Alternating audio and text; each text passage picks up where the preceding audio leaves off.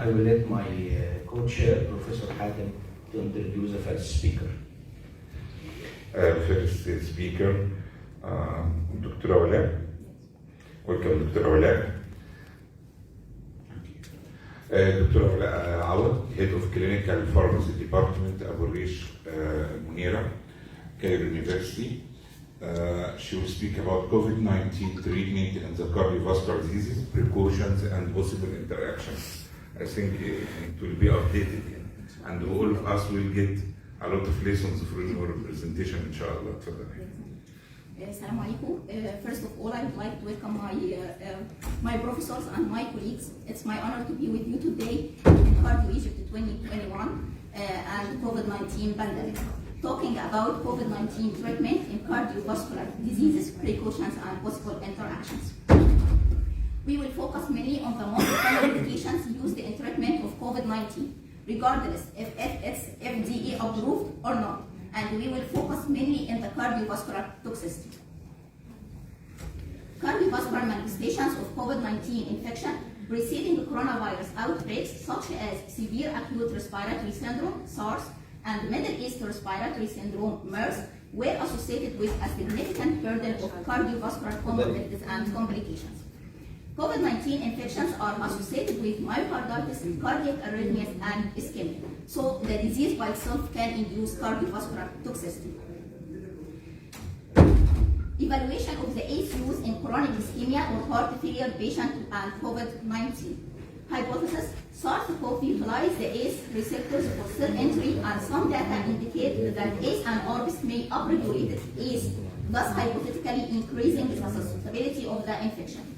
Available data suggests, after withdrawing the blood sample, suggests that there is no association between circulating level of ACE and the use of RAS. And the recent observational study, multi-center, didn't show any harmful association of ACE use and mortality. Also, we had a study demonstrated that ACE and ARBs was associated with lower risk of serious complications and deaths. So the recommendation of NIH guideline don't support discontinuation of ACE or ARBs, and it could be recommended that cardiovascular patients continue guideline-directed medical therapy, as withdrawal of medical treatment can exacerbate the case. But precautions: patients may become hypotensive due to dehydration and hemodynamic deterioration. So just adjust the dose of medications. Evaluation the use of antiarrhythmic drugs in COVID-19 patients. In hospitalized patients with atrial fibrillation, atrial flutter, and hemodynamically stable, discontinuation of antiarrhythmic drug rhythm control should be preferred, and shift the patient to beta blockers to avoid the drug-drug interactions and arrhythmic effect with use with antiviral drugs like hydroxychloroquine and azithromycin. But if patient hemodynamically unstable, and you should use antiarrhythmic drug, so amiodarone is the preferred choice. After recovery from the COVID-19, you should evaluate your patient use rate control or rhythm control. Chloroquine and hydroxychloroquine immunomodulator inhibit SARS-CoV growth in vitro. Hydroxychloroquine analog of chloroquine with less gastric intolerance and less concern of drug-drug interactions.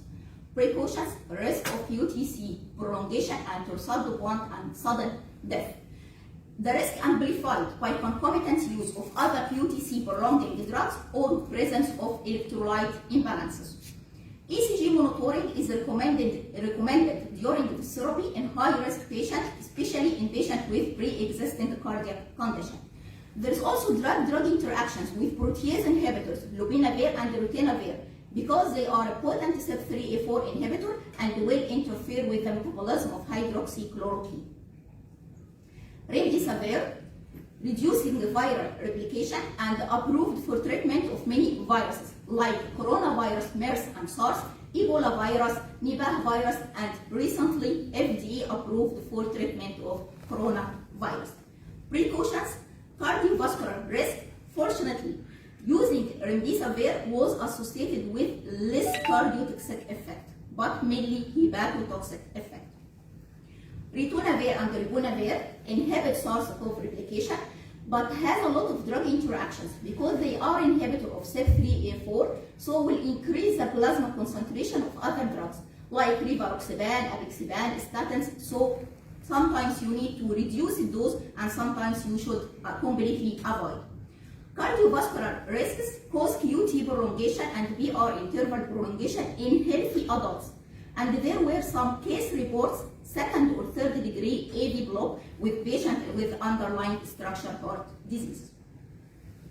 Ivermectin causes influx of chloride ion through the cell membrane, results in hyperpolarization and muscle paralysis. Approved for treatment of lice and scales, and hypothetically inhibit replication of SARS-CoV. Drug interactions, they are inducer, he is inducer of several CYP4, 1A, 2B, and 3A subfamilies. Cardiovascular risks, tachycardia, orthostatic hypertension, and BR internal prolongation. Vincolimod immunomodulator, metabolized by CYP4F2, and hence there is few drugs metabolized by CYP4F2, so it has a relatively low potential for drug-drug interactions. But used with caution with class 1, class 3 antiarrhythmic medications and beta blockers. Regarding the cardiovascular risk, induced bradyarrhythmia and AV block. This figure illustrates the cardiovascular concern of potential anti-COVID-19 drugs, starting from tocilizumab, induced hypertension and hyperlipidemia, atazanavir, lopinavir, QT prolongation, but drugs with less clinically observed cardiotoxicity, remdesivir, favipiravir, ribavirin, and interferon. This figure also illustrates the drug interactions, CYP3A4, major substrate like chloroquine, hydroxychloroquine, major inhibitor like protease inhibitors group, possible inducers like tocilizumab, Actemra, and moderate inhibitor like azithromycin and moxifloxacin. So what is our role as a clinical pharmacist in minimizing the cardiotoxicity of anti-COVID-19 treatment? First, identifying risk factors associated with QTc prolongation, which are divided into modifiable risk factors and non-modifiable risk factors. Modifiable risk factors like electrolyte imbalances and concomitant administration of QTc prolonging medications. Correct the modifiable risk factors and always keep the serum potassium of patient at the high end 4.5 or more. Identifying drug-induced QTc prolongation and recommend performing an ECG once on treatment. And if patient has QTc prolongation 500 or more, or show changes in the QTc from the baseline 60 or more, consideration should be taken, either by reducing the dose or switching to another medication. Bradycardia prolonged QT and facilitate to solve one. The medications of COVID-19 doesn't have a bradycardia effect, but concomitant use of beta blockers, calcium channel blockers, ivabradine, digoxin should be evaluated. If digoxin is considered mandatory for the patient, plasma level monitoring should be considered.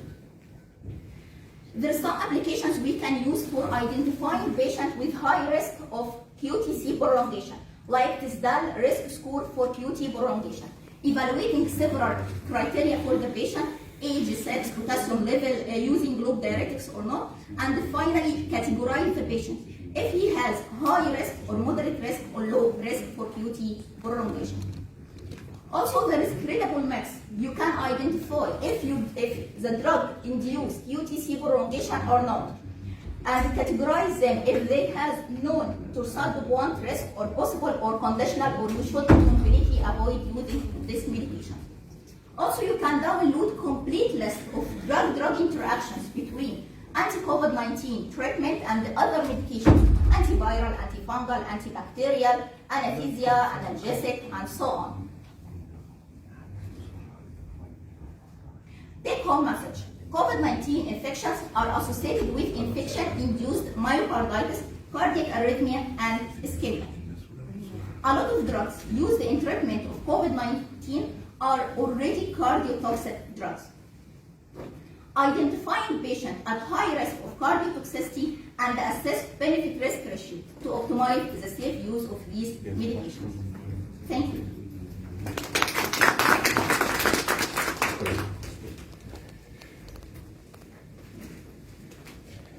Any questions?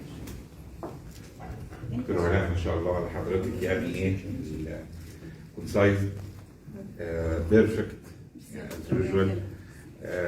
يعني تقريبا what all we think about regarding medication.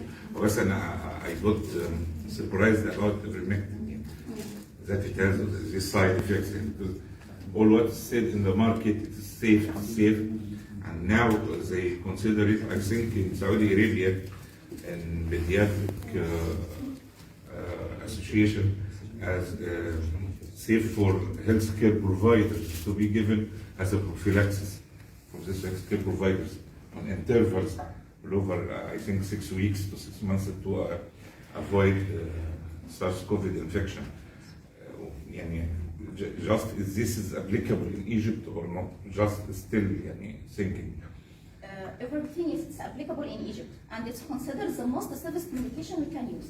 Not a medication. I'm speaking about prophylaxis for healthcare providers and those first line managing patients. Yes, we already use that, but there is no sufficient data already on it. Okay, thank you. For the true promising results, I think Yes. that is true promising results. Go for the next.